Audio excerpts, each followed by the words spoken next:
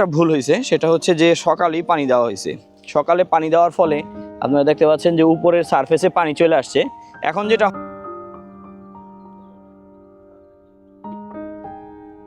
দর্শক মন্ডলী, আসসালামু আলাইকুম। আমরা আমাদের 0182 জনাব জুয়েল খান সাহেবের যে ভিত্তিপ্রস্তর পূর্ববর্তী সময় সেখানে পৌঁছে গেলাম। তো আমাদের সাথে ঠিকাদার আলম ভাই আছে এবং আমাদের জুয়েল আঙ্কেল আছে। তো আমরা জুয়েল আঙ্কেলকে সাথে নিয়ে এবং ঠিকাদারকে সাথে নিয়ে এখানে ফুটিংয়ের যে অবস্থা সেটা দেখবো একটু।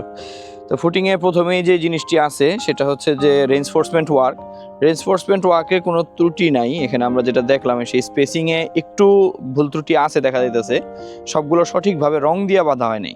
রং দিয়ে বাঁধলে যেটা হয়, আমি একটু জুম করে দেখাই যে রং দিয়ে যদি বাঁধা হইতো তাহলে এই যে স্পেসিংয়ে যে আপনার ডানে বামে একটু কম বেশি দেখা যাচ্ছে, এটা ঠিক এরকম হতো না। এটা আরও ক্লিয়ারলি বোঝা যেত যে স্পেসিং ঠিক আছে, এক নাম্বার বিষয়। আর দুই নাম্বার বিষয় হচ্ছে কলমের অ্যালাইনমেন্ট উপর থেকে নিচ পর্যন্ত সোজা আছে, হরিজন্টাল এবং ভার্টিক্যাল পজিশন ঠিক আছে। আর আরেকটা সমস্যা এখানে দেখা যাচ্ছে সেটা হচ্ছে যে কলমের যে মেইন রডের যে বাইন্ডিং হয়েছে, এই বাইন্ডিংয়ে একটা 4 ইঞ্চি ডেভেলপমেন্ট লেন্থ আছে, সেটা কিন্তু এখানে দেওয়া হয়নি। দ্বিতীয় পর্যায়ে এই জিনিসটা হয় নাই। আর 3 নাম্বার যে বিষয়টা সেটা হচ্ছে যে আশেপাশে যে শাটারিংটা থাকার কথা, শাটারিংয়ের বদলে আলম ভাইরা হচ্ছে এখানে পলিথিন ব্যবহার করছে। যদিও তেমন একটা মাটি ভাঙে নেই, যেহেতু এটাতে তেমন একটা মেজর ইস্যু তৈরি হবে না, কাস্টিংটা হয়তো অত বেশি যাবে না। কিন্তু এখানে একটু খেয়াল করতে হবে যে যদি কোনো সময় কোনো বালিতে কাজ করা হয়, সেই ক্ষেত্রে আমরা আপনাদেরকে প্রেফার করি যে অবশ্যই শাটারিং ইউজ করা।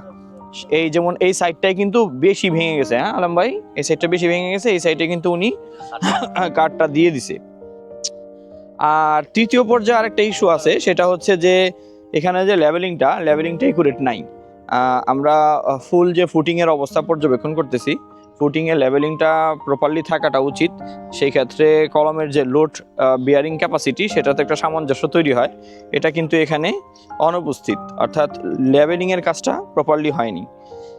তো এই হচ্ছে তৃতীয়। এবং চতুর্থ যে বিষয়টি সেটা হচ্ছে আপনি যখনই ফুটিংয়ের কার্যক্রম করবেন তখন আপনাকে অবশ্যই ক্লিয়ার কভার মেনটেন করা লাগবে।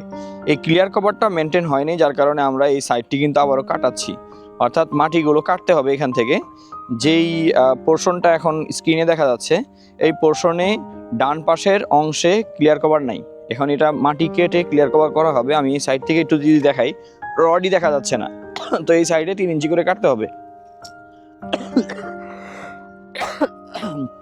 আরেকটা বিষয় যেটা, যে এখানে 2টা করে রড লাগানো হয়েছে, এই যে নিচে দেখতে পাচ্ছি, এই রড 2টা ঠিকাদার যাতে বেসটা না নড়ে এই জন্য দিয়েছিল, কিন্তু এই রড 2টা উঠে ফেলতে হবে।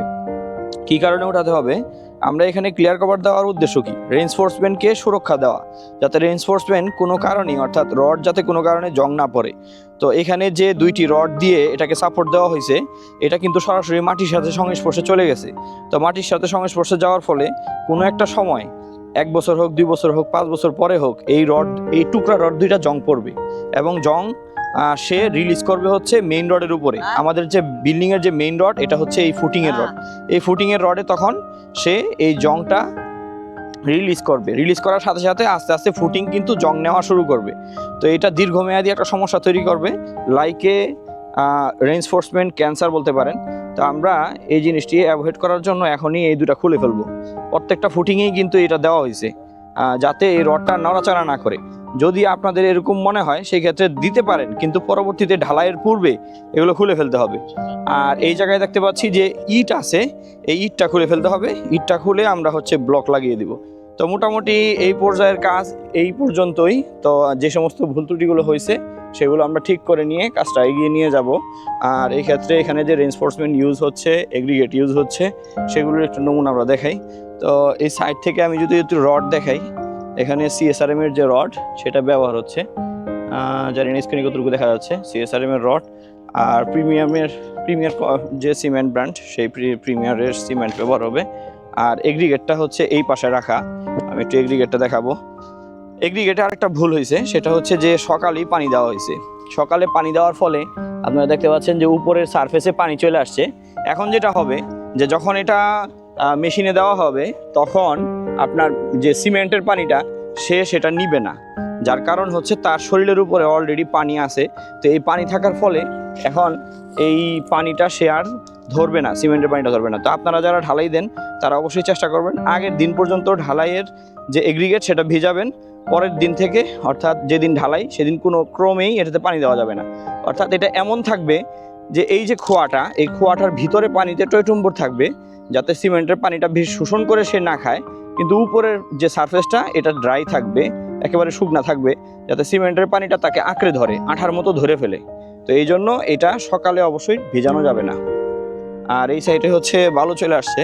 তো বালু যেটা বালু আমরা এর আগেও কিন্তু আপনাদেরকে টেস্ট করে দেখিয়েছি। বালুটা সাইডে আসলে 1 গ্লাস পানিতে বালুটা ভিজিয়ে 1 মুঠি বালু নিয়ে ভিজিয়ে দেখবেন বালুতে ময়লা আছে কিনা। তো মোটামুটি এই হলো পরিস্থিতি, সবাই চলে আসছে, আমরা ঢালাই শুরু করব। তো সকলে দোয়া করবেন যাতে আমরা সুষ্ঠুভাবে ঢালাইটি সম্পূর্ণ করতে পারি। তো সকলে দোয়া প্রার্থী, সকলে সুস্বাস্থ্য এবং মঙ্গল কামনা করে আজকের মতো এখানে বিদায় নিচ্ছি। আসসালামু আলাইকুম।